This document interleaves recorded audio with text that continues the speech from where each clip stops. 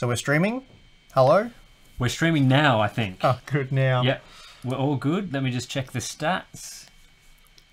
Yeah, your internet connection is working this time. Excellent. Have you posted the link in I have not posted the link, but... So we're just talking to ourselves and the camera at the moment. Well, yeah, I mean, I guess we have to kind of do that anyway. Feels better if I know there's someone on the other side. Well, the thing is that people still watch the stream afterwards Yeah, anyway. yeah. You don't have nothing at the start. We'll just see like this going, we're waiting. Yeah, waiting for people to sign on and take a look. Yeah, thanks to all of you guys out there who watch the recorded version as well. Yeah, it's as more great. of sort of a podcast thing. Now, I've got to post this on our Patreon page, otherwise people have no idea what's going on. Yeah, so do that. Okay, we have someone in here. Kerry Coleman, hello and welcome. Alright, so once we get this going, we've got a few things that we can talk about, so that's good. Yeah, our five minutes of planning has paid off for this one. Dividends. Tim and I were going to spend about an hour working out some topics and things to discuss, so there's no awkward silence. And then we got sidetracked talking about our Computex plans. But there are a few cool things we can talk about with Computex, so we will touch on those. A few, hopefully, product launches and stuff like that we are expecting. But basically, we did about 5 seconds worth of planning, and then we thought we could better get the live stream up. And as you can see, we're about 10 minutes late in doing that. But we're here now. And if you guys have any questions, feel free to ask those. And I'm personally coming out of a bit of a benchmark fog at the moment. As you know, I just finished that 36 game benchmark, and I've already started another version of that video for next Wednesday if I can get it done in time. So that's all. I was up very late last night benchmarking. So it's cutting into my gaming timing big time. Have you been doing much gaming at the moment? Yeah, actually. Oh. So I finished, I think last time we were doing this live stream, or a couple of times ago, we were talking about Far Cry 5. So Yeah. I finished that, the whole Okay, game. what was that like? Look, I think once you've played like the first area Yep. that you choose to go in, the other two areas are very similar. Yep. And there's a couple of cool things, but yeah, I think it's, as you mentioned last time, it's really easy. Like, Very easy, yeah. like, you get the cool, overpowered weapons really early on, and then there's like nothing beyond that you can get that's cool. Yeah, and like the AI is not particularly interesting, challenging. Yeah. They just run at you the same way every time. And each sort of compound area, even the big ones, there's only like half a dozen guys. You pick them off with a silenced rifle or sniper rifle or something. It's just super easy. But I was playing that with Kev from Tech Showdown and my cousin, and we were having a good old time with that. I was playing with both those guys individually because you can only, unfortunately, do... It's co-op, right? Yeah, but you can only play like with one person at a time. Yeah, 2-player co-op. Yeah. And then only the host has the progress saved to their file. Yep. Anyway, I'd gotten over 50% of the way through the game. I was just playing it here and there. And then when I had that on which I talked about in the last live stream, my SSD died and I had to reinstall Windows and all that. And my save game file was on the cloud. So I loaded up Uplay and I wanted to play again with my cousin. So it's gone, do you want the local save, which there wasn't one. So you have to play that half an hour into the game before you can do co-op. Anyway, I clicked cloud-based save and I waited and it didn't work. And so it just like overrode the cloud-based save. With I fucking hate that I couldn't believe it. I'm just like, what? So yeah, that's I had a local save on my test system because I'd played a certain way through when I was benchmarking the game. So I was actually able to upload that, but it was like 10-15%. So I was like, eh. So we moved on. We actually started playing Battlefront 2 again, which is such a cool game, Battlefront 2. It just sucks that not enough... Got too much shit, I reckon, for that game. Well, they fixed it recently as well, Battlefront 2. It's a good quality game that plays really well, except, A, there's not enough people playing it, so it's hard to get... I want to turn down the mic slightly. Oh, okay. On your... over there, because I think we're peaking a bit. Let us know in the comments about our audio. I'll drop it a few. What do you reckon there? Better? Yeah, I think I saw the little red button sort of like flashing a bit. Okay. When it peaks. I was getting a bit excited talking about the frustrations of Far Cry. But anyway, Battlefront 2 is pretty good. And yeah, just been enjoying that. But yeah, it's hard to get a server, so that sucks. Really, really annoying. As in like a full one, or they're all full? No, well, yeah, getting into one, or yeah. Yeah. But EA games are always like that. Like, you go in the server browser, even for Battlefield 1, which is... There's no server browser for Battlefront 2, which is the problem. You sit there for 20 seconds, then it spends 30 seconds loading into a game, and then you've got to wait for 18 players. So we found a lot of that. But once you get into a server, we would just like stay in there. So we'd stay in there all night and not get out of it. But it's been a lot of fun. It's a good quality game. It's just I hate the fact that there's no server browser. It's hard to get a game, and then the fact that you can't be a casual gamer like me and just get in and you've got to grind your ass off to get guns that do damage. So, once you get the quick firing pistol, which I think is actually quite difficult to get, like you have to play it a fair bit, then it's like good from that point on. Yep. I've been playing Kingdom Come Deliverance. Okay, is that any good? I just benchmarked that for the first time in... It's extremely punishing on the very or ultra high setting or whatever. Yeah. It's like I can't tell the difference in quality between that and the very high visually, but it like tanks my system. And I've got a Titan X, like it's... Well, yeah, I was playing with the 1080 Ti and I noticed you'll walk through one area and it'll be 100 frames per second and you're like, oh, this is nice and smooth. You turn a corner, it's 40. So that's obviously optimization issues. Yeah, I think they've got issues with a lot of NPCs like really punish it, and the draw, they seem to just go balls out with draw distance, so that like if you turn and look at a place that's like got a lot of buildings or whatever and has to load them all, then it really tanks.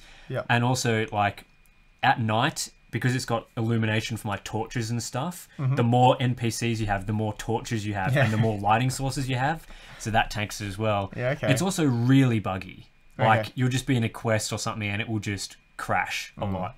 But it's apart from all those problems, so all the technical problems aside, the game itself's really fun. Okay, well that's... Like it's really... There's a lot of intricate systems in it and stuff. So if you like your RPGs with like really intricate ways to pickpocket and lockpick and that sort of thing, there's a lot of that. And the combat system is really difficult. So, yeah. Well, I won't have time to probably ever test that one out, but... They stuffed themselves with the technical problems though, because the game has a save system that you're not meant to save very often. Like it's built in that to sort of gimp your saving, so that like you can make mistakes and have to go to jail and stuff and not be able to just reverse it straight away. Oh, okay, yeah. I mean, but it's so buggy that like you can lose hours of progress. That's what I just get a mod. Yeah, okay, fair enough. Well, it's good that you can do that because I just don't have time for that. Like that's why I gave up on Far Cry. I'm like, we were sort of having fun with this, but. Yeah, I just don't have time for wasting... Like, technically, you could say you are wasting time by playing games, but it's good to relax and it's good for the mind. Yeah, you gotta switch off. Gotta switch off. But then you don't want to be relaxing to and then actually be wasting time, is my take on it anyway. Yeah, so I do like a bit of gaming outside of work, both on my PC and sometimes with my girlfriend we sit in front of the TV on my PS4 and play like the PS4 exclusives. Well, obviously play all the PC games on PC. Yeah. But fair enough. There's some good. Unfortunately, there's really good quality games on console that you can't get on PC, especially on the PS4. Yep. Michael's saying he's stuck on esports games with his current setup. Can't wait for GPU prices drop. Yeah, I mean, there are so many quality games, and I feel like most of the really good quality games that you can get in straight away, like your Fortnite, Overwatch, even StarCraft 2, you know, if you like your real-time strategy games, they're just dependable games. You can download them, get in there, and it runs on pretty much anything.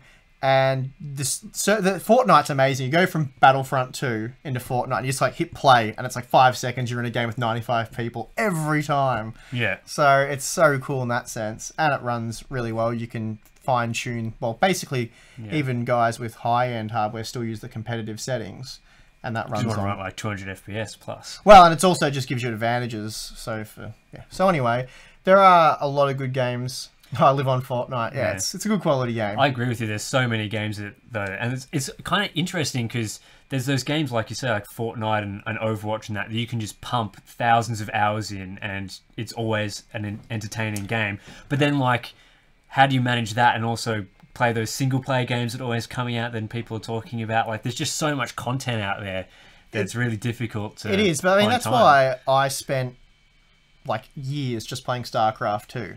Because I don't have a lot of the games, like StarCraft 2, its barrier to entry is difficult because it's a difficult game, but you don't grind for anything. It's like everyone, it's a level playing field from the get-go. It's just knowledge and experience that makes that game challenging. So because I'd invested that time initially and I got quite good at it, it was just fun to jump in and play. It wasn't overwhelming, which I can see how it would be for someone jumping in. But I got in when the game first came out, so everyone was sort of learning together if they had a bit of RTS experience. Anyway, what else have we got? We want to talk about Computex a bit? Yeah, I think there's been a bit of talk in the Discord that we've seen about sort of what companies are planning on doing at Computex, because obviously it's the biggest show. Everyone wants to know about new GPUs. Everyone wants to know about new so GPUs. So I think at the moment it's kind of unclear what a lot of the major companies are going to be doing at Computex, because we've seen AMD obviously has already launched their main consumer line and Threadripper's second half, but I'm not really sure if that's coming. Well, it's sort of already made there's samples of it out there in the world. Yeah, I've seen a few reports. I'm kind of expecting Threadripper to be... Well, they announced Threadripper last 2017 Computex. It didn't come till much later, but they announced its existence to sort of, put Skylake X and the X299 sort of back in its place. Keep stoking the flames, right? Yeah. Yeah, because Intel did announce the 18 core at Computex last year, didn't they? But it wasn't going to come till later. The Core i9. Yeah, it was a bit of like... The 10 core, so the 7900X was the latest one, the highest core count CPU that was being released at the time. Wasn't it like AMD released Threadripper and then a few days later Intel was like, we've also got these CPUs, but we're not going to tell you any specs or pricing or anything. We have high core count. I think so. I can't recall I think that there well. was something like that happening. I remember I did a video that covered both of them in the one video, and we just had the fact that Threadripper was going to be 16 core, 32 thread. It's going to have 64 or 60 PCI Express lanes and support copious amounts of DDR4 memory. But yeah, so I'm expecting second gen Threadripper news, and that'll probably be what, X499? Yeah. I assume. So then I don't know what Intel's going to go after X299. That'll be... Yeah, I'm not sure Intel will have that much, because Cannon Lake is delayed because of the 10 nanometer delay to next year, and they've released like laptop parts, but no one cares about that, and they've only got like one SKU and it's in one laptop. Yeah, I don't think there'll be much coming from there. Yeah, high-end desktop doesn't seem... Oh, they might have Z390. Yeah, that's the only thing I can think of would be your Z390, which is no different to Z370, almost. Yeah, I mean, it's different process, 22 as opposed to 14 nanometer, but a lot of the features are very similar. Yeah, I mean, they're not super power hungry, the chipsets to begin with, so I don't think that's going to make a significant difference to power draw. And I think it was a wireless AC was added, native support for wireless AC and Bluetooth, and I can't remember now. Well, it's not a big deal anyway. It's almost, or really, arguably not worth releasing, but it's Intel, so it's more of a marketing thing than anything. But we'll find that out, what's happening with those two. And then it's hard to get excited. Yeah, and then NVIDIA, so that's obviously the big one, because we won't see AMD Vega cards for a while, or 7 nanometer Vega or whatever for consumer. They probably might even skip it for Navi for next year. I wouldn't be surprised if the sort of late this year release gets pushed to early-ish next year. But who knows? I mean, we certainly don't know. But yeah, so with NVIDIA, they originally had so we obviously got the email from them being like, this is what we're doing for Computex. They mentioned having demos for like the G-Sync HDR monitors, new laptops and that sort of thing on show. And they were having a small press conference. And usually when you see that sort of announcement, that means we're not going to really do all that much. Like small press conference during the middle of the show and demos for other stuff. I would assume that, but you just... Yeah, it's still impossible to know even off that information. Yeah. I mean, the thing is that they did change their press conference to the Monday, which is the day before the show, and that's usually the day that companies use for their bigger product launches. Not that we're saying that there's anything happening there, but... Yeah, if I had to guess, I think there's something brewing there. I think there will be something noteworthy announced. You would think that means next generation GPUs, but... I mean, the truth is, we don't know. No media knows. We can just speculate and guess. But the good news is, what is it now, like 2 weeks, thereabouts, 2.5 weeks or whatever, till Computex. So we'll know by then.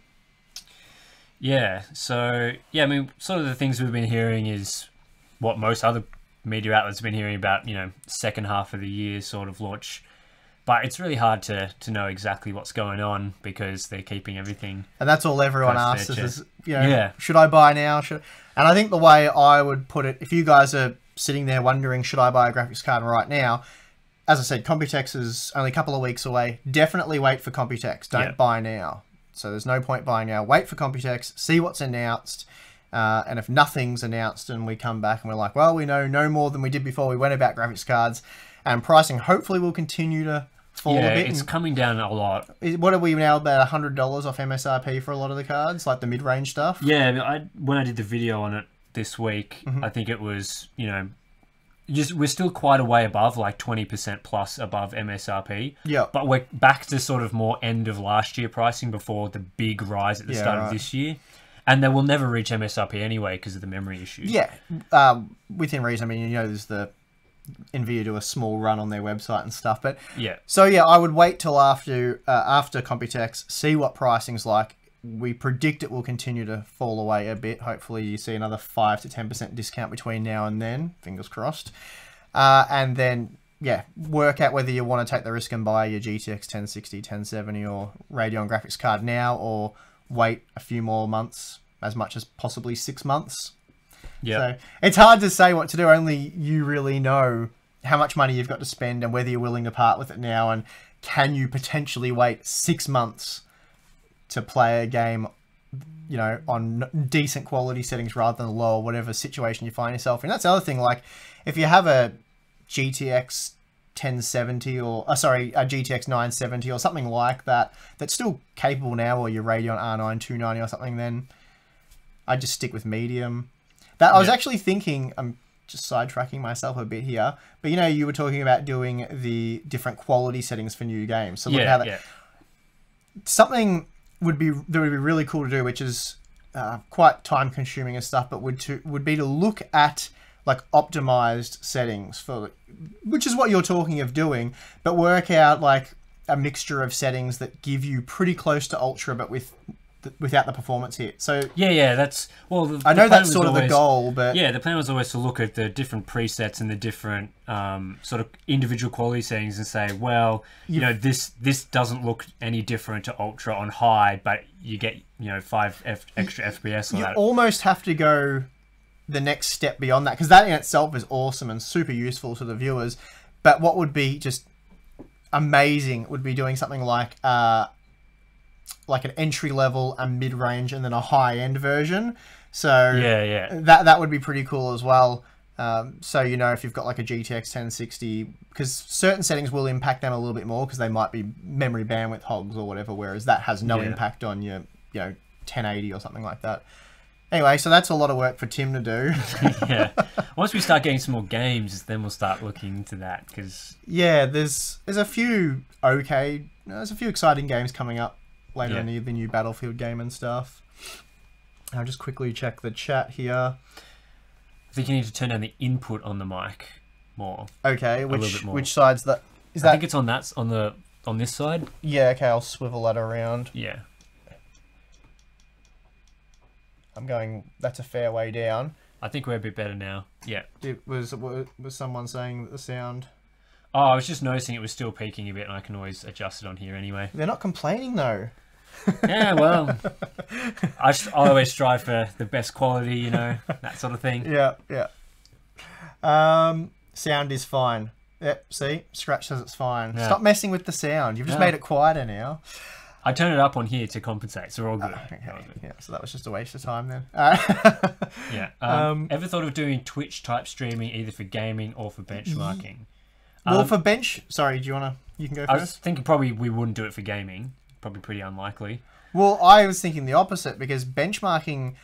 I ended up filming the Far Cry 5 benchmark session that I did, and I'll probably still do it. I was going to make a Patreon behind the scenes video. I did like the little introduction, and I started filming it, and I missed like 6 hours in the middle.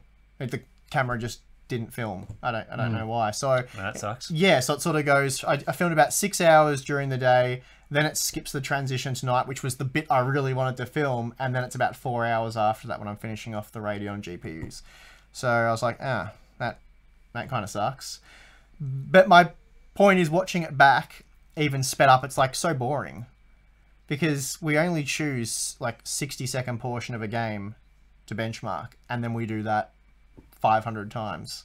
So, yeah, I guess you got a point. I was going to say we probably wouldn't do either of those things. well, I thought it'd be pretty cool to just like what we're doing now, even if it's just for the patrons. Like, and even I don't know, I haven't thought this through, so don't hold me to any of this. Oh, I was thinking more main channel stuff. Oh well, it's a Twitch. I guess if it's Twitch, it's anyone Twitch. can, Yeah. So it'd be cool to do something like if there's like a Fortnite type game, like you and I play Fortnite, and then we invite 2 patron members to play with us. And that'd be pretty cool. I reckon they could carry us. So, I'd be rubbish laying the team down. So I think we could, if we ever get some extra time in our lives, once we can afford editors, Tim and I are just going to have so much time for video games. That's what we'll fill it with. Not making more content. Not making more content. We'll just more do video a Twitch. games. So I think that'd be pretty cool. Getting you guys involved in a gaming session like that. I think that'd be something really cool for the patron members. Yeah, I think though, like, I can't see myself, for example, getting on and streaming games by myself. Like, there's plenty of people out there that would do a much better job than me. We would have to get together and like do it like playing from the one location, like we are now through a camera here. So you're playing on a system there, I'm playing on one there, and then we, in the Discord chat I have, we do it. I don't know. I haven't thought this through. Yeah, that'd be pretty. Potentially, that could be pretty good fun. Yeah, I think we will have some YouTube live streams on the main channel at some point, but more like this sort of thing. Yeah, just a proper show, like what? Yeah. You know, awesome hardware or whatever. Yeah. So where we actually plan it out, we have a plan, we go through it, and we cover a bit of news and stuff like that. So yeah, I think that'd all be good. So we got plenty of things we can do. So we're working on it. We're getting there. I think so far this year, especially in the last few months, I think we've really sort of worked into a great pattern with our schedule and that. Like, we're putting out regular content. Yeah. I don't think the quality suffered at all. In fact, I'm finding we're doing a video pretty much every single day, and I'm finding more time to invest in the videos because we're both sharing the load. Yeah, same. Like, just looking at the schedule now, like, I've got to do News Corner on Friday as always, and then I've got like 3 or 4 days to work on my next video, and like for us that's a long time. Massive. To work on it's like a video. that's a holiday. Yeah, it's just put your feet up and play some games. Yeah. So and for you guys watching, so tomorrow we have it's the 12th version of News Corner tomorrow. Yeah, it's been going don't know why that's significant, but we've got News Corner tomorrow. Then I'm doing a 6-core versus 8-core IPC comparison. So I'm throwing the Skylake X CPUs into the mix. So that's the 7800X and the 7820X, and they'll be compared to the 2nd gen and 1st gen Ryzen CPUs of the same core count. I'll remove the 8600K because that's just a 6-core 6-thread CPU. So I'll scrap that from the results, and I'll leave the 8700K in. So that's going to be pretty cool. I've already done all the testing for that, and there's some really interesting results there. And then we've got the Q&A part 1 on Sunday. Then on Monday, I'm doing the top 5 worst CPUs. I'll come back to that in a moment. Tuesday, we have part 2 for the Q&A because that's probably going to be about an hour long in total. Then on Wednesday, I will be doing another 36 game benchmark, which is what I've already spent 2 days working on it. I was up all night last night. So watch that one. Give us all the views on that one. Watch that. That'll be the Ryzen 5 2600, the same results you've just seen, but I'll be adding the Core i7. Yes, it's working now. Are we back? Yeah, because I stopped and restarted it. Oh, okay. So is it a new stream or is it the? I think it's on the same link, but I'll wait and see if it comes back to life. Oh, so annoying. Doesn't happen on my internet and my place. I've used this laptop last time and it worked at my place fine. But my internet didn't stop working. Yeah, I don't know what happened. Maybe it dropped out for like a microsecond or something. It shouldn't stop the stream though. Well, it hasn't picked up yet. Okay, we're back. Yay, we're back. Okay, well. What a nightmare. Yeah, that's really annoying. Doesn't happen at my place. It only happens at Steve's place. We've got to figure out what's the curse from here that is, Yeah, I what don't is know. the curse of your house? Well, Yeah, if we do drop out again, we will come back. We'll just use my 4G on my phone, though that failed us last time anyway, so I don't know. Yeah. I don't know what's going on there. Yeah, well, it's uploading at 6.5 megabit now. Yeah, but the internet never dropped out on my laptop the whole time, and I was seeing the guys in the chat saying it's dead, and I was talking back to... okay, so where were we when it dropped out? Have we even started talking about your... I think I was beginning to talk about the FreeSync. We'll just carry on from there. So. Okay, so sorry for those watching the recording of this and seeing the dropouts. Yeah, it's very annoying. Yeah, so today's video is on FreeSync 2 because AMD has... When they announced FreeSync, they announced all these things. Then they came back. Then it's been launched now. The monitors are shipping. And a lot of the things that they announced aren't in the final version right now. So... yeah, so I sort of go through and explain what the technology's like and everything. And then next week will be me using the monitor. And I've got to say, do not buy an HDR monitor right now. Like, I'll explain more in the video, but they suck. Like, the image quality is worse than playing it on standard dynamic range. Really? Like, you turn it on and games look like garbage. Well, they do on mine, but I just thought something was wrong. Yeah, but my FreeSync 2 monitor is display HDR 600. So that means it's got a wider, it can display more colors than sRGB. So it's like more vibrant. Yep. And it can do up to 600 nits of brightness. So you can get those peak flashes. So the two things with HDR that you get is more colors and wider range of brightnesses. Yep. So, you know, like a fire will be really bright at 600 nits, and then like dark scenes can be, you know, 10 nits at the same on the same scene. Yeah, you can actually risk going blind. Yeah, so your monitor doesn't meet those criteria for HDR. Your monitor sucks for HDR. My monitor is HDR capable. Like it's not TV level, but it's still pretty good. Okay, should be. Should be. But the thing is, it seems like games or something are like just screwing with their colors when they go into HDR. That's what mine. That's what I messed around with a bit because getting mine working is actually a real pain in the backside because it keeps switching back saying not supported, not supported. Anyway, I got it working, and it was like really washed out looking. It was like the opposite to what you would want from. It's like they've taken like normal colors and they thought, you know, we'll display normal colors on HDR and, you know, have it sort of the normal go to the wideness of HDR. Yeah. But then HDR's gone, hang on, you're displaying that as sort of a narrow.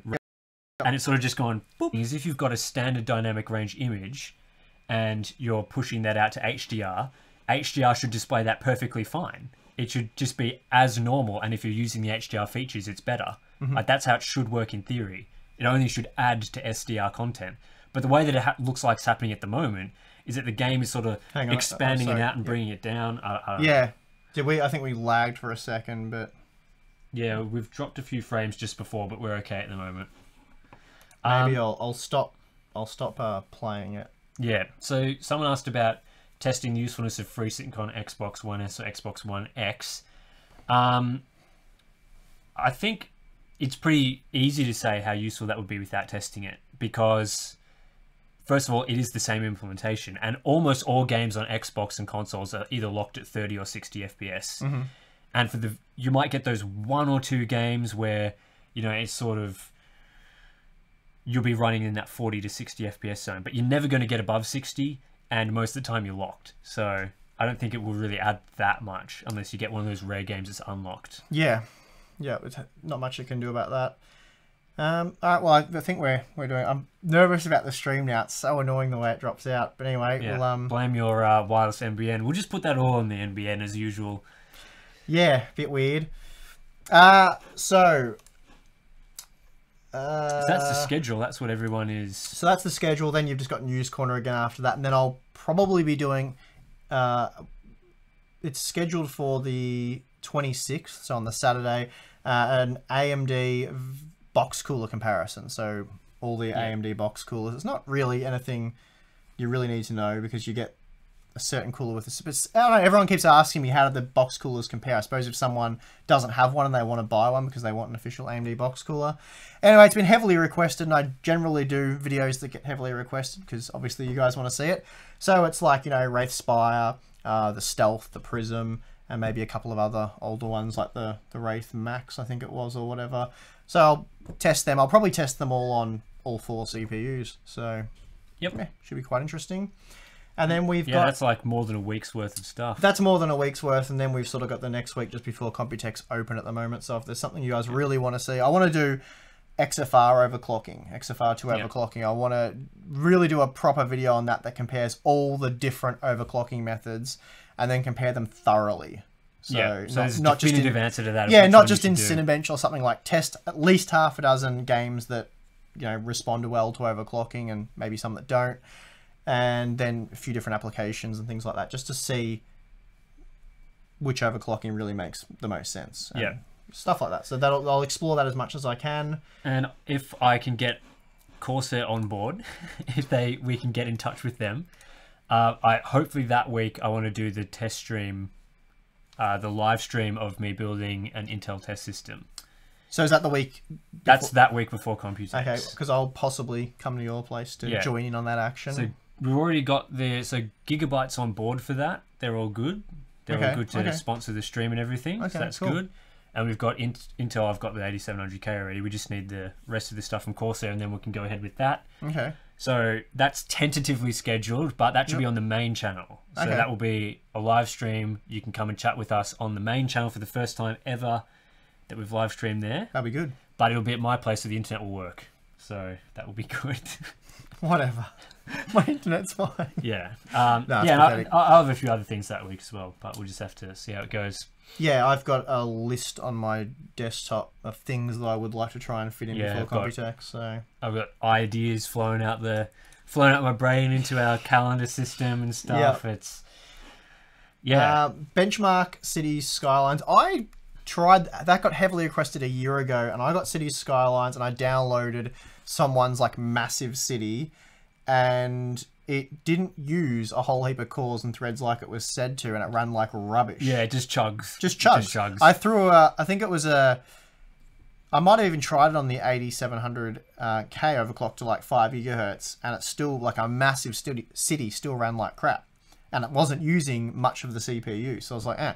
And I also tried, there was another one as well, a city building one that guys were heavily requesting, and I think there was a roller coaster one or something. But anyway, Planet Coaster. Planet Coaster, that was garbage. It's a good game. It's fun, but that was like StarCraft 2 level terrible for utilization. Yeah, so, if you have a big roller coaster park, then that game runs like crap. Yeah, so they're not really ideal for testing if they only use a few threads or cores. Because then it's not the CPU's fault that they can't run the game, it's the game being crap. Yeah, I mean, I included StarCraft 2 in the last video just because I wanted a few of those type of games, because that's where Ryzen has in the past really fallen over into a heap. Because StarCraft 2, love the game, it's a great quality game, just the game engine's lacking, and it uses one thread, one core, one thread. And you get into like a 4v4 battle and no system really runs those smooth. So like I've tried the 8700K at 5.2 gigahertz and you still drop down to like 40 frames, which is way quicker than anything else. But anyway, but I included a few games like that just out of interest. And I'm doing this will be an interesting video to see how this goes. So it is the top 5 worst CPUs. So I've already scripted that and put it together. People love the worst. There's a few interesting picks in there that there's some that are obvious and there's some that people definitely won't be expecting, and I just can't wait to see the comment section. So be on fire on that one. Yeah. So a lot of the input there has been from the Patreon members. So yeah, that'll be a fun video. It's not consumer advice or anything that you should really pay a lot of attention to. It's just probably more entertainment value than anything. And we were thinking earlier about, we have some advertising partners, as you would have seen in some of our videos, and we need to slot them in videos that we think are going to be good. And with top 5 worst, it's always like, we know that videos we think, well, at least we think it's going to do pretty well, but we can't really put an ad in it because and the way I look at it is with those 30 to 60 second integrated ads in the videos. I know that's not really something you guys want to come to our channel and see, but I don't feel the least bit guilty about including that in our super high effort content that I spent 2 weeks benchmarking on. It's like, that was a 27-minute video, so a minute of it was an ad, and I spent 2 weeks to create that. So it wasn't like a top 5 worst video where, you know, like it takes me half a day to script that thing. It's like a really quick, easy. I consider it a filler video. It's still super popular. And if we just wanted views and we just wanted easy growth, we would be doing those kinds of videos constantly. And like, Yeah, we're pivoting to a news channel. That stuff's all the rage. yeah, if you want views and you want to grow a tech channel really quick these days, don't bother doing any difficult, like connect to this and then just, Yeah, I'm connected now. okay, so it's still, okay, so we're back up. Oh, so sorry guys. Yeah, okay, so... Is it, so it's going again? Of course my internet's reconnected. So painful. So, Australian internet, if you're on the NBN and you've got NBN wireless, it won't work. I think we've learnt that twice now trying to do a stream. I don't even know when it dropped, but I was on iPrimus last... Oh, I've got a DC power. Oh, no, battery power remains. Yeah, I've got a... So the audio's still working. Yeah, okay. Okay, Just, hang with us, guys. Really sorry about this. Oh, God. I think so, we'll... live streams at my place from now. Yeah, here's another one. Yeah, we're going to have to live stream from Tim's.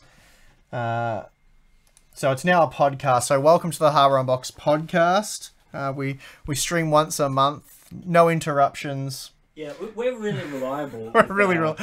And this is why we don't do it on the main channel. We do it to the people that pay us. Yeah, so the people that pay us money get the worst quality stuff from us. That's right. Oh, so bad. Yeah. Okay. Anyway, I've changed ISPs to Aussie Broadband, and it evidently hasn't solved our problem.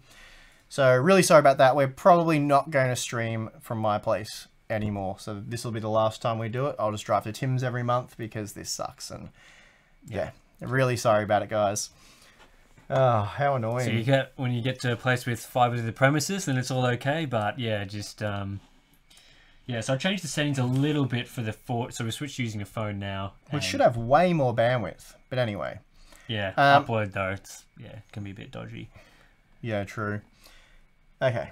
What were we talking about? What were we talking about, guys? We were talking about ads. Ads. Yeah, we were talking about, because with the worst CPUs video, we can't really put an ad in that, and then you were talking about integrating ads into like our big benchmark videos. Yeah, I just has it dropped out again, or is that just on delay? Oh, that was when the okay. Yeah, so I just like putting those kinds of ads in high effort content because I feel like that's justified, and we can't run the channel without them. Yeah, like, they're very, very important. One ad pretty much beats our AdSense for the month of all the videos we put out. So it's really important that we have them. So that's why we do them. But we definitely won't run dodgy ads. Like, we really try to do it with quality companies. Like SD Keys has been hassling us a lot to do ads. What's going on? Focusing the camera on you. Yeah, SD Keys. Is it SD Keys? SCD Keys or whatever they're called. They just spam us constantly, and main reason I don't want to do them, apart from the fact that I don't know if they're legitimate, and I sort of doubt they are because you can't sell games for that price legitimately. I just don't want to do a dedicated video. I don't want you guys to have to like see our video come out at 5 o'clock, the usual time we release a video, and it's, hey guys, want to get Windows cheap? And it's just, that for me is that is a sellout video. Like the Dyson vacuum thing. Like if Dyson approached me and said, we want to pay you guys to advertise our products for an in-stream ad, I would go for that. Yeah, in-stream ad though, not a whole video. Like, no, I'm not going to be like, hey Tim, we're cleaning the studio with, oh look, our Dyson vacuum. Like, we're never going to do that kind of content. So we will do obvious sponsored spots where we say Dyson is sponsoring this video, and then we'll, but the money that you get from those sort of ads is perfectly fine for what we need, and we just get like, you would have seen some of the ads that we've got with actually reputable companies like Squarespace, for example. But we get so many ad requests from the dodgiest... Yeah, dozens and dozens every day. Phone case manufacturers from China and stuff. Yeah. And it's like we could put ads in every video if we accepted all of that crap. But it's easily, just not worth it. But even so, like what we're saying, like you're not going to see a Squarespace or a Wix ad in, our quick, easy to make content, because for the most part, unless we get really desperate and we have to put a spot in, but we'll definitely try and limit that to our benchmark videos, because if we're giving you 1,000 benchmark runs or whatever, I feel like sitting through a 60-second ad, isn't that bad. Yeah. All right, so it looks like we're firing on all cylinders here at the moment, so that's good. Yeah, hopefully in this last 15 minutes or so of the stream that no other problems will happen. And I'll say that now and it will just completely die, so... Yeah. What else have we got here? Think of something, Tim, quick. The internet's not dying constantly. We probably could also start answering any questions you guys have. It can be anything about anything. Yeah, we're not... ZZR Hardy said altcoin ICO ads. Yeah, not doing any of those. Do you have an NBN fixed wireless roof antenna? Someone posted this in the... Yes, so I you do. do have one of these? Yeah. Yeah, okay. Why? What did you think I would have? Oh, I don't know how it works. Yep, no, that's what I've got. Yep. All right. Since I've changed to Aussie Broadband, it seems significantly better. I've also gotten rid of their cheap, crappy iPrimus modem, and I'm now using an expensive, good quality modem. But it's obviously just not reliable enough for doing streaming. Like when I'm downloading things or using the internet or uploading, like when I'm uploading a video like that takes an hour sometimes for the really big ones, I never have any problems. Like, yeah, and you can restart your computer and resume a YouTube upload if it if I had to, but I don't have any of those problems. But it's obviously this is much more sensitive to packet loss. So yeah, and I think as well, like because we're trying to stream for an hour, like the first 15-20 minutes was fine. So like if you're only streaming for that long, it would have probably been okay. Yeah. I wonder if link aggregation would solve that, because I've worked out I can actually have 4 different ISPs. Yeah, I can do that with my fiber as well. So I've got 2 at the moment connected. I'm still on iPrimus because I'm on a contract. Yeah. Get a router that will do You aggregation. just need link ag, and then I wonder how well that would work. Yeah. But it depends on what's dropping out. If it's the NT box. Yeah. If it's the actual connection to the towers that's getting screwed up and having 2, then surely it would just switch. Yeah. What you'd want is you'd want it to switch between the 2 if one sort of stopped working. Yeah. So, or I could just drive to Tim's house and deal with the Melbourne traffic. Do that 2-hour return trip. It's always 2 hours each way. It was 3 hours last time, but anyway.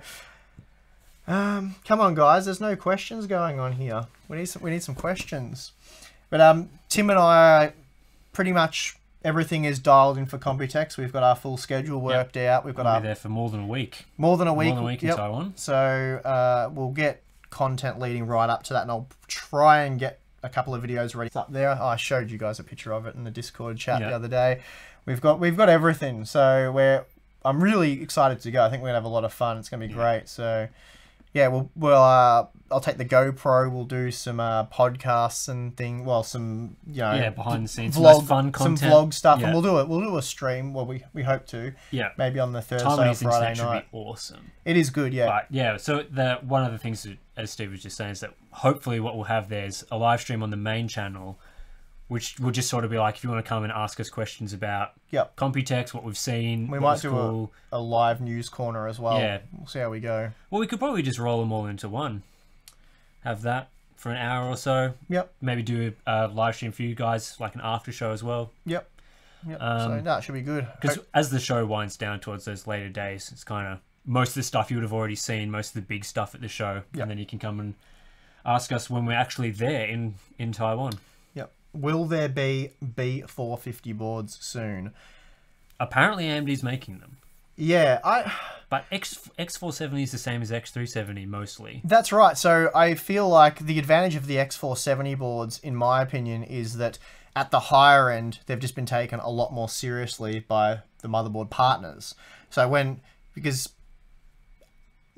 previous generation AMD CPUs did not sell well, and the motherboards did not sell well, and therefore the motherboards were garbage. Yeah, it's really unclear whether AMD processors, like whether Ryzen was going to be any good. That's right. So we got like a sort of a second wave of X370 boards, but everyone was focused on B350 because really the only point of buying first gen Ryzen was that the platform was cheaper. You got more, like I said in one of Yeah. my videos, more stuff for less. So the X470 boards, the top end ones, are really cool because they're super high quality boards. So you can support high frequency memory, low timings, all that sort of stuff. Whereas the B450 boards, you'll want them to be sub $100 boards, and you're going to lose the 6-layer PCB boards and all that kind of stuff that enables high frequency memory. So I don't see how they're going to be any different to B350. And that's another thing I want to do in that week before Computex when I've got some free time, is I've started testing the MSI Mortar B350 board, but I might try and buy a couple of more boards and do some overclocking and see how high I can push the memory and all that sort of stuff, because I haven't really done too much of that yet. So I really want to focus 2nd gen Ryzen performance on the B350 boards. Yep. So that should be cool. Revel Devil asked, what are your favorite keyboard and key switches? So I use, and I like the clicky switches like Cherry MX, what is it, greens or whatever they are, blues? Blue's the loud, the most... So I like those, but I have a Corsair Vengeance K90 or 95, the one that's got all the macro keys on the side. Yep. And that uses Cherry MX Reds, my version, and I love it. Reds are good, yeah. Reds are my favorite because they're linear switches, so you don't get the click. They're not as loud, but they still have a really good feel to them. Yeah, I think Reds... I like the brown ones as well. Then I do like the blue ones when gaming, so I don't know. I can jump on any of them and I like them all. Yeah, as long as they're not Omron switches. That yeah, the mushy ones on the Logitech keyboards. They got a bit better than the Romas. Yeah, Roma G. I think they've gotten a little bit better because the first time I used them, it was like membrane with travel. Yeah. And the Razer ones are quite good as well, but they're not. I find the keycaps not as sturdily attached as you get with the Cherries. It's like if you use a Razer keyboard, they've got pretty much. They've got like Razer greens, Razer blues, Razer yellows, or whatever. Yeah. And they're very similar to Cherries. I'm using that Kingston keyboard that I unboxed on Unboxing Boxes quite a while ago. And that's really good. I can't remember what it's called now. It'll be HyperX something or other. But anyway, that's a really good board. That's got red switches, I think, from memory. Yeah. I like the Reds, but I'm pretty sure most of the Cherry ones are pretty high quality. I've also used the low travel ones, the speed switches. They've got like Cherry MX speed, like speed silver and speed gold or whatever. Yep. And I don't like them because the travel distance is quite short. Yep. Yeah, I like a good travel distance. Yeah, so like the long linear of the Red. But yeah, can't really go wrong with most of that stuff. Yeah, any Cherry MX keyboard of a decent quality is going to be good. I haven't used a bad one that I can recall. Yeah, I think they've all been pretty solid. Yeah, and I think when you're paying that much for a keyboard, like, people don't really put up with quality if you're paying like $100 for a crap keyboard, and then they just kind of don't exist because, you know, they don't sell or anything, so the companies can't make them anymore. So yeah, it's hard to find, especially if you go with like a Corsair sort of brand, then they tend to be really good. Yep, definitely. And then for the mouse, I'm using, is it the Logitech G903? It's the wireless there, top end one. The one that supports the new charging pad, which I've never used because it's horrendously expensive locally, and they haven't sent it to me. So, and what are you using? So this is my laptop testing mouse. Okay. This is the Razer Lancet, which I've used wired here, but it is a wireless mouse. But it uses a dongle because it's not Bluetooth or anything. Yep. But this is an ambidextrous mouse, so it's even on both sides, which I prefer the more ergonomic right-hander grips. Yeah, I think I do as well. So I personally use a Razer Death Adder, which is very sort of your standard gaming mouse. I've used a lot of mice. I sometimes get a bit of pain in my hands using mice for too long if they're not a nice sort of shape. But I found that the Death Adder seems to work. It's one of the better ones for my hand. This one, good. Not as good as the Death Adder. And for other testing, I've got a Corsair, their modular one that I reviewed on the channel a while back that's quite good as well. Is it one of those two? No, it's Corsair. I made a review on the channel. I've got them but haven't used them. But I like the this is one of my favorites as well, the MX Master. Yeah, the MX Master is high quality. That's really good. So. Yeah. Yes. What laptop am I using? So I've got this one here is the Acer Predator Triton 700, the GTX 1060 model. That's a nice laptop. Which I reviewed on the channel a while back. You've got a Razer Blade. It's calmed down now that it's booted up. Yeah, so maybe he's installing Windows updates or something. It could have been at this when we started the stream. We tested it first because we wanted to ensure that there was no problems with the stream, so we'd have a smooth, hiccup-free stream. But anyway, we tested this out. And it was so loud. All I could hear was this thing like a jet engine in the background. The coolers in Razer laptops aren't that good, so yeah, but it's calmed down now. So I would prefer to be using. Back at home, I've also got the Gigabyte Aero 15X, the new one with the i7-8750H in it, so 6 cores, yep. GTX 1070 Max-Q. I'd prefer to be using that, but they want that back at some point, whereas Acer, this Predator laptop, I can use this forever. So cheers, Acer. Yeah, thanks, Acer, for that one. And that's kind of the situation, even though that Gigabyte laptop is faster, I can set up all my stuff on this one and not have to think about, in the future, having to switch back. So I'll probably bring this one to Computex. Yep.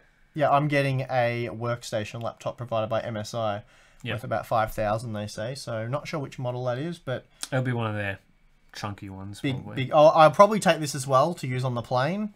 Yeah, I'll bring my just my Ultrabook. So no GPU in there or anything crazy. Do you guys recommend a decent brand for 4K productivity monitors, 30+ inches? Yes, Dell and ViewSonic. Dell monitors have always been awesome. Dell's been really good. I've always used Dell. Yeah, so I think if you're going all out on price, then you really can't go wrong with Dell. They're really high quality, and the ViewSonic ones that I've seen have been like your 4K one. It's been pretty good. Yep. Yeah. Really good. Yep. Where was it? Scratch said, given that most users have 1060, 1070 cards, should some of the benchmark videos use them as well as the best option 1080 Ti? So that's sort of your GPU scaling type GPU test though, because you're testing GPUs at that point. I get it's a scaling thing. It's just different content to testing two CPUs head to head. It's a different kind of advice you're giving there. Different objective, let's say. So the whole point of using the 1080 Ti is obviously to remove the GPU from the equation. And if you look at the 36 game video I just did, you could kind of look at that as a 1080 Ti, a 1070 and a 1060. Just say the 1060 is your 1440p results, and then the 1070 is your 1080p, and then the 1080 Ti is your 720p. So, because you're going to see that kind of scaling, if you know what I mean, different frame rates. But so yeah, it'd be interesting to get. It's just a lot of work as well, getting a couple of CPUs and then testing with 3 different graphics cards, and then it's like, well, what resolution do you test at? So it's really a forced science thing at the end of the day, because unless you're testing a wide range of CPUs on 3 GPUs at a wide range of resolutions and possibly even quality settings, then it's not really giving you the real world results that you want. Because if you're using a 1060, then I suppose you could say, well, test that at 1080p. And then the 1070, well, test that at 1440p. And then a 1080 Ti, do you test that at 1440p or 4K? And then if you're testing that at 4K, then you've done exactly what I've just done, that 36 game benchmark, which is what I said originally, just with... Yeah. So that's why I like to do 720p, which is you're really pushing the GPU away from being the limiting factor there, and it's more CPU. Then your 1080p, depending on the game, sort of a middle ground thing. Sometimes you're GPU limited, sometimes you're CPU. And then 1440p, you're almost always GPU limited. So by having those results there, you really know anyway where... So it's just a different way of getting the same results. And adds more work if you try to test more stuff. Yeah, so I did like the ultimate G4560 benchmark video where I did, rather than resolutions, I did GPU scaling. It's just another way of doing the same thing, really. So I hope that answers that question. Revel Devil asks, opinions on the OnePlus 6. So that was announced today. I've seen it very briefly. I think it looks cool. But with the smartphone content, I'm sort of too busy doing other stuff at the moment, sort of continue doing that. So yep, that's kind of where that's at. I would really love to do it, but some of the stuff we've done hasn't been that popular, so it's kind of like prioritizing other stuff, and whenever there's time I'll look back into that. But that's the thing, it's like the XFR2 overclocking. Like, I desperately want to do that video, but we've already got a week's worth of stuff that we're sort of committed to doing, or we've already started. the ball rolling on that stuff. So yeah, we'll try and get to that sort of stuff. Why not go to low settings to... Okay, so the reason why you don't test with low graphics settings, unless you absolutely have to for some particular reason, is because that does remove load from the CPU. So certain physics things and stuff like that the CPU handles, by turning them off, you're actually just, not taking full advantage of the CPU there. So that defeats the purpose somewhat. When's the 1000D custom loop coming? Good question. I'm currently in talks with Bitspower, get their name right.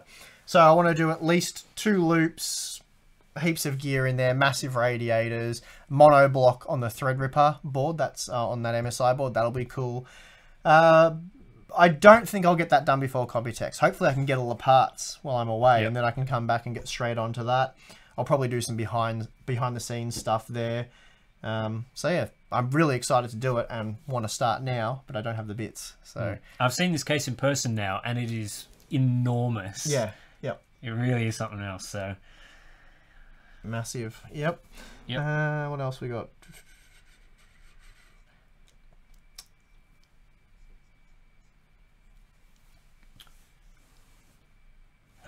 Thank you, Jonathan. Appreciate that. We are always trying to improve the testing methods and whatnot that we use, and I'm always listening to you guys and seeing what you want to see and stuff like that. And then Tim's going to start delving into game settings, and we might do some more optimization work there with the settings we use rather than the presets. But yeah, we're open to ideas. We're not set in our ways by any means. So if you guys want to see something changed, let us know and we'll discuss it.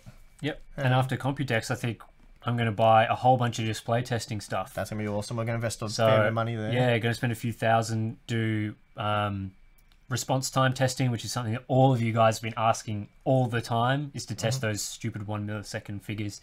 Input lag, so I need an input lag tester. You need different hardware to do both of those. And then I need a pattern generator to test HDR monitors as well. Yeah. So I've been talking with Spectracal about that.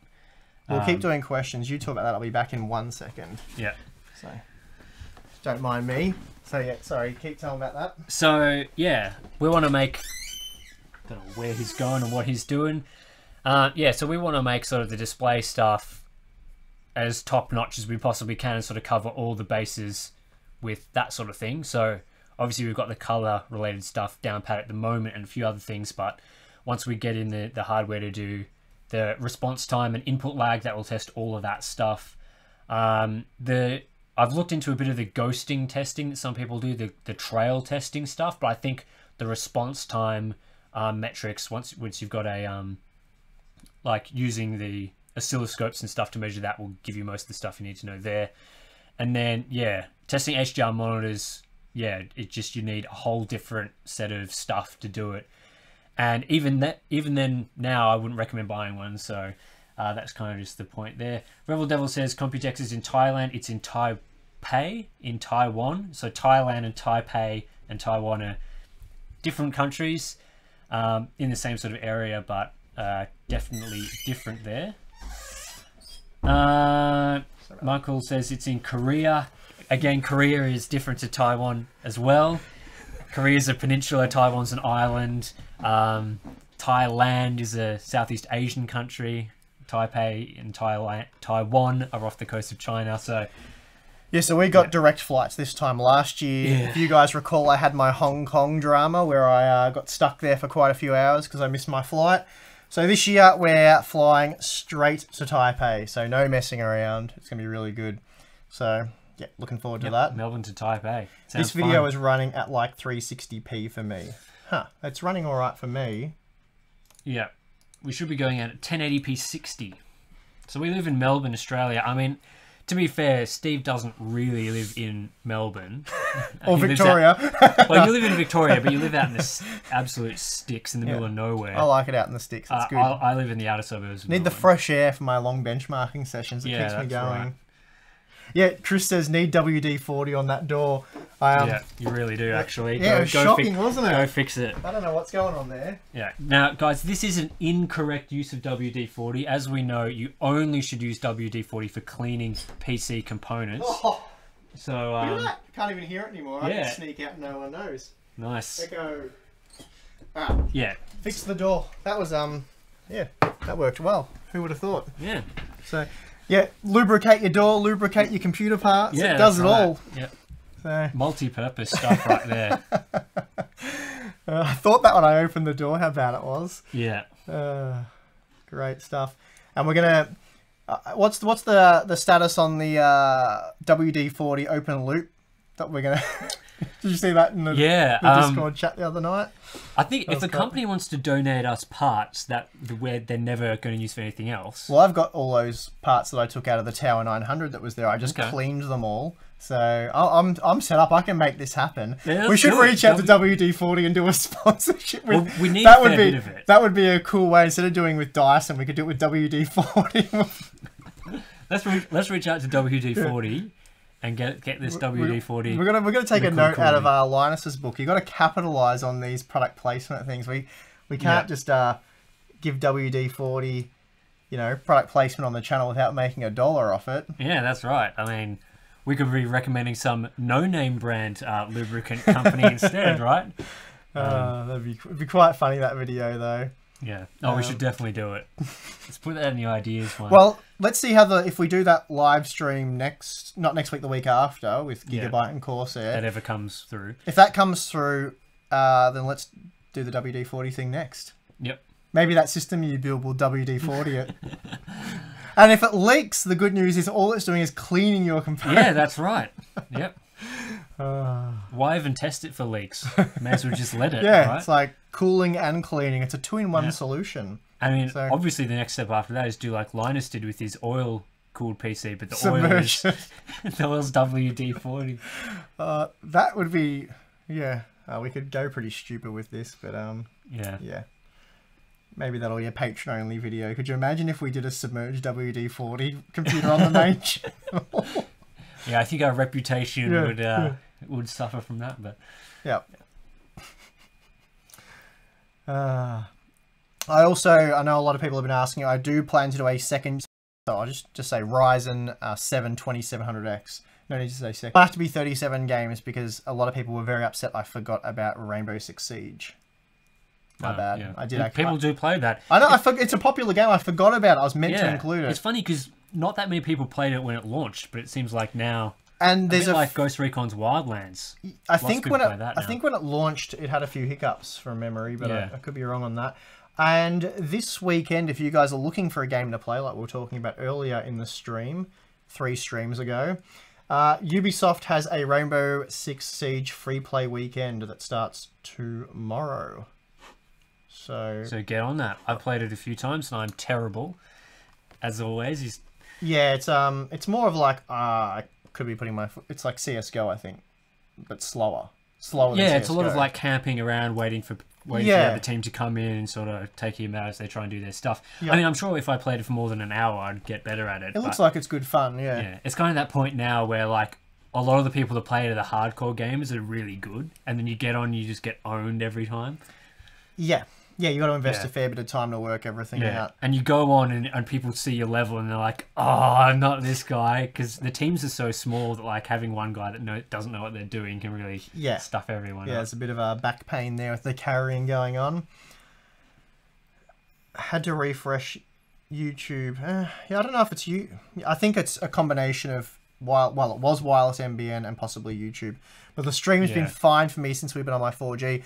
If the 4G keeps working fine, then we can just use that next time. Yeah, it's been. I think I'd have to optimize a little bit the bit rate that we're using because it has been. We've had a few drop frames since I restarted. Yep. And a few times it's been said up here that we've had sort of low connectivity. But I think if we're pushing that bit rate high to get that nice crisp quality that you'd expect from Hardware Unboxed, that's 1080p. Yeah, the thing is though, like there's 1080p, and then when you look at someone's live stream and it's 1080p 60 frames, but it looks like absolute trash. I don't want our live streams to be nice a webcam. Yeah, no webcam quality. We've hooked this up to a GH5.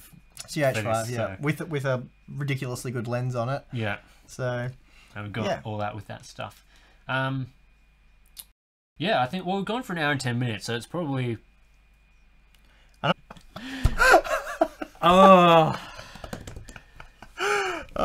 So bad. For those of you guys that just missed that, we were just saying that we were thinking the stream and thinking, maybe we'll wait till it stops.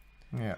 All right, we're live now. We're back, but we're actually ending the stream. So if you see this part, this is the end of the stream. Thanks everyone for watching. Thanks for persevering with us. Really sorry. Yeah, hopefully we can get out this message before it cuts out. So thanks everyone for watching. Yeah. And we'll be back with our live streams at Computex and so forth next month. As always, we'll talk to you in the Discord chat. But yeah, thanks again. Sorry about that. We know it was painful.